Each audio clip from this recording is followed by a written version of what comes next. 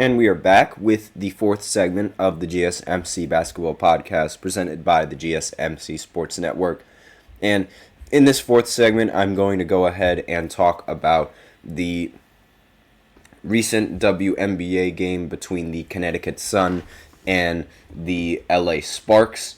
Now, this game was pretty special, not because of competitiveness or not because it was like a 1 seed against a 2 seed matchup, because the Connecticut Sun, they're 20-7, easily one of the best teams in the entire WNBA. They're second in the Eastern standings, and in the conference, they're standing, let me just go ahead and see right here. They're standing only behind the Liberty in terms of win-loss record. So they're a really good team, but the Sparks, and also given the fact that the Sparks don't have Cameron Brink, they are one of the worst teams in the WNBA. They're tied with the worst record in the WNBA right now. So it wasn't important because of the matchup, but it was important because of the venue that they've chosen for this game. So this game was held in TD Garden. This is the Boston Celtics home arena, and the game was sold out. So a WNBA game was able to sell out in TD Garden. And a lot of New England teams, they support New England teams. I mean, like, we see a lot of Boston fans, we see Connecticut fans, they all support the Patriots. So it makes sense how, the Boston doesn't have a WNBA team, so it does make sense how their team would be the Connecticut Sun, their team that's rather, how should I say, the team that brings a lot of attention in the WNBA standings, and the only team that's really close to the New England area. So it makes sense that they chose that as their venue, and it makes sense that there were a lot of Boston fans that were going in there and, repping the Connecticut Sun's logo and repping the team. Now, why is this game so important, and why am I talking about this game? Well, this game wasn't nationally televised, which is pretty surprising.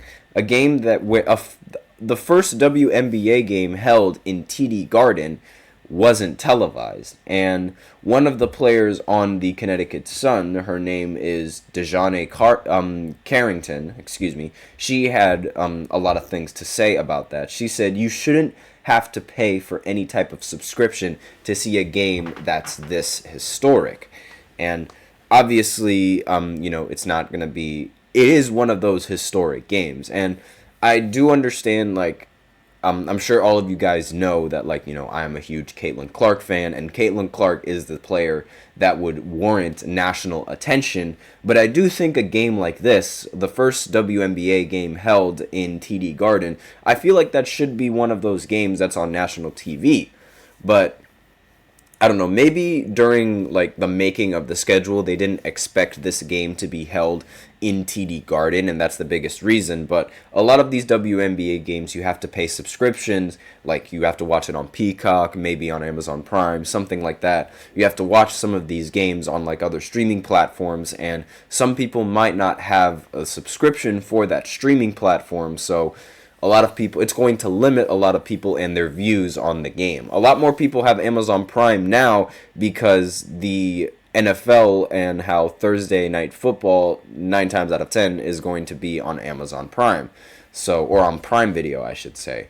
So a lot of people might have that, but Peacock it's a relatively new thing, and not many people might not have that. Some people might have only gotten Peacock for the Olympics, and given how should I say, the popularity amongst WNBA stars that aren't Angel Reese or Caitlin Clark, it's not really all that much. So not many people are really going to want to tune into something like this. And a lot of people probably didn't even know that the venue was changed to TD Garden, mainly because, again, Caitlin Clark wasn't on the team. If Caitlin was on the team, then everyone would know when the venue changes.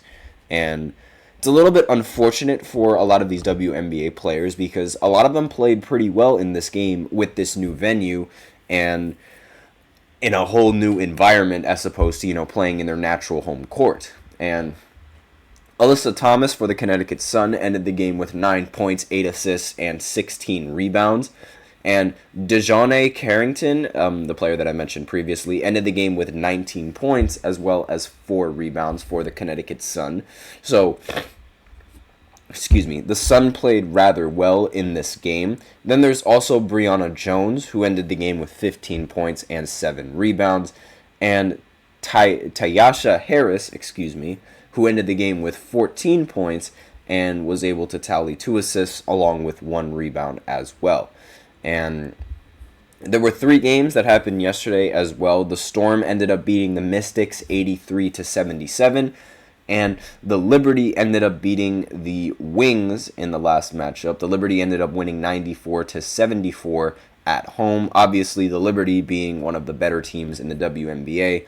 It's going to be very interesting to see if they're able to capitalize on this success and be able to win a championship in this season, but we shall see. That's really all I have for this segment, and really the only sort of important thing about this segment is the fact that, a lot of people weren't tuning into this game, and I'm really surprised that nobody wanted to tune into this kind of game, or that this kind of game wasn't on national TV. I remember watching, the only real nationally televised games are the Fever games, mainly because of Caitlyn. And while I do understand how unfair that is in this specific circumstance, I do understand why they did that long term. But let me know in the comments what you guys think of this. So next in the segments, I'm going to talk about an NBA player who I feel doesn't deserve an MVP. And this is another player that's probably going to shock a lot of you. And because, a lot of people, they have high regard for this player. And especially in recent events, in recent years and what has happened to this player, I'm sure if you guys have followed basketball, you guys know who this is. You don't even have to follow basketball to know who he is. But I'm going to give my case and my reasoning as to why I don't think he deserved an MVP in this year. Spoilers, the year is 2008. So for any of you guys who know who that is, go ahead and tune into the 5th segment and figure out why I don't think he deserves the MVP. So I'll be right back after this short break. Be sure to stay tuned.